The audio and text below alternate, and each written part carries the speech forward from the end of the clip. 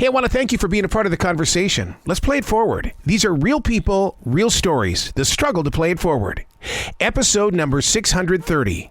During this 50th anniversary of Michael Landon's adaptation of Little House on the Prairie on TV, actor-producer Dean Butler shares with us his brand new book, Prairie Man. Good. How are you? Absolutely fantastic. This is still part of that childhood dream coming true because the Little House on the Prairie and Laura Ingalls was a huge part of my childhood. And I mean, my third grade teacher, Mrs. Stephenson, I can still hear her voice sharing the words from those pages. You know, Little House was so much a part of elementary school curriculum during those years, and they are wonderful books to read. You know, they are so atmospheric, and there's so much information about life in that time that Laura lived. Yeah, they're really special. And our series is about an emotional life set in that time frame. The Little House books are really very specifically about how people lived during that time, and they're great reads. You know, it embraces the real story of being out there in the farm world because, I mean, my grandparents, you know, had their own farm out there in Sheridan, Wyoming, and I would walk those fields like Laura Ingalls, and I wanted that small village like you guys had on that television show. Yeah, it's, you know, I think one of the reasons that people loved it, Arrow, is that they could every week when you were watching it when it was new, every week you could step into this completely different world, and a simple world. And it was a world that was filled with love and hope and family. And look, there was more than its share of heartbreak and disappointment. Yeah. But, you know, one of the things that made Little House so special was the way Michael wrote about how people coped with the highs and lows in their life. There was a lot of grace in the way that people embraced the world that they lived in, the things that happened to them. And I think that was aspirational, instructional. And I think it gave you hope that you could survive. If the Ingalls could survive, if the Ingalls could go through these very challenging things, and you could too. And Michael created stories that gave people a template for maybe how to look at challenging circumstances. Very special that way. Yeah. I mean, yeah, because he would always plant a lesson that we could all learn from. And I always wondered if you guys, I mean, because you got it first when you were on the set of what the storyline was going to be and what was this week's lesson. And then all of a sudden you had to transfer it to us, the viewers. Yeah. You know, the scripts that we didn't have a lot of time to absorb these scripts. Wow. Before we shot them. I mean, you would shoot an episode every 7 days, and on, you know, the 6th day of the episode you were shooting, if you were in the next script would appear, and everyone, you know, it was really funny. I mean, everyone would rush to their dressing rooms to read the next script to see what they were doing, you know, to see if they were doing anything that was fun. And that was, but you were really focused on the mechanics of doing it.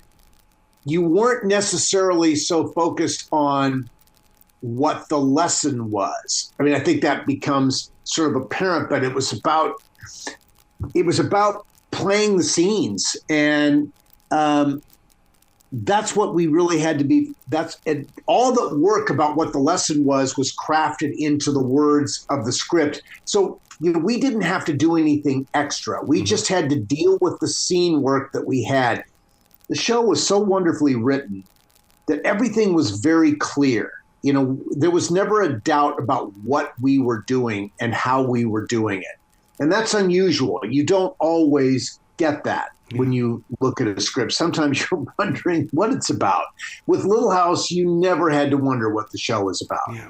Wasn't it a pivotal time in the storyline when you came onto the scene? And the reason why I say that is because, you know, we always hear of little girls falling in love with those on TV. But we guys, we were already in love with Laura Ingalls. And then all of a sudden you come on the show and it's like, oh my God, I want to be him. I want to be him. Well, I mean, yeah. Well, Arrow, did I wreck your crush? No. You taught me. You taught me how to respect is what you did. I mean, you really did some seriously positive stuff.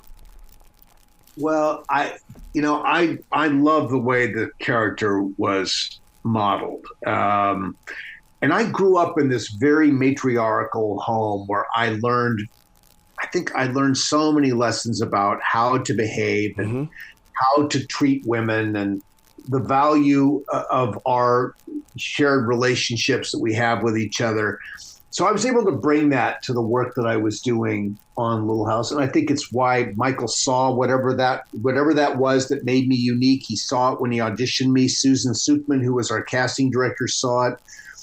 And I think I just felt like I understood how to be in this situation. And so, I owe my family a huge debt of gratitude for Errol, for making me the person that may be the right guy to be the guy on Little House. Yeah. And that really, I had nothing to do with that in a sense. I mean, we all have something to do with it, but I grew up in a very particular way, and I think it really nurtured the values that were important on this program. When did you feel it in your heart that it was time to put together Prairie Man? I think I started to really, got the inkling of it in 2021 as we're coming out of the pandemic. And suddenly the 50th anniversary of the program is really, truly coming into focus. I mean, time just sort of creeps up on you, but I think, my God, 2024 is going to be here before we know it. I remember having a conversation with Karen Grassley, of course, played Caroline on the program. And I love Karen, and she was in the midst of writing her book, and she said to me, "Don't think you can just throw this together. If you have an inkling that you want to do this, you really need to get out in front of it and be very intentional about doing it." And so in 2022, I really got serious about it. And in January of 2023, I sat down at 5 a.m. for the first time, with my computer and a cup of coffee and my outline, and I started writing. And on July 31st of last year, I turned in my first draft of the program with the understanding, or rather of the book, with the understanding that it was going to take a year to actually turn it around and publish it. The publishing world is a very, there's so much that goes into actually physically putting a book out. Yep. We're so used to things being sort of instantaneous. We do podcasts, we do like yours, we do a broadcast, we do all these things, and they happen seemingly instantly. Yep. Doing a book is not an instant process. And this was a lesson in that for me. Where can people go to find out more about you, Dean, and show you some love, man? Well, all my social media is official Dean Butler, which is on Facebook, Instagram, and TikTok. And the book can be found for pre-order at Amazon and at Barnes and Noble.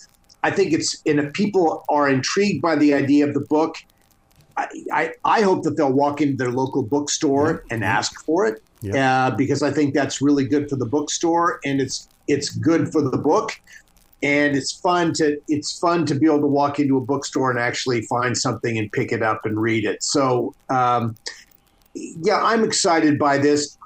You never know how something's going to be accepted when you put it out there. I think I'd like to think it's a well balanced story. It's certainly about my life. It's about Little House. It's about television and entertainment during a particular period of time, the 70s and 80s. There's some love and romance in the book. There's disappointment in the book.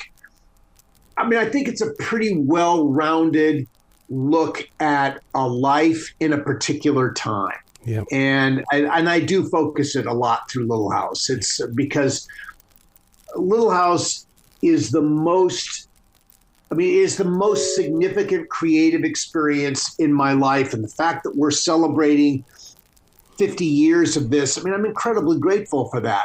Very few other shows get this. There's no question. There are shows and movies that have 50th anniversary celebrations, but we're one of those shows, and this is a relative rarity when you compare it to the number of shows and movies that are produced. Absolutely. Most disappear into the vapors. Little House has survived. That's because of Michael Landon and this beautiful source material that we worked from. It's a gift to be a part of it. Wow. Please come back to this show anytime in the future. The door is always going to be open for you. Thanks, Arrow. I appreciate it.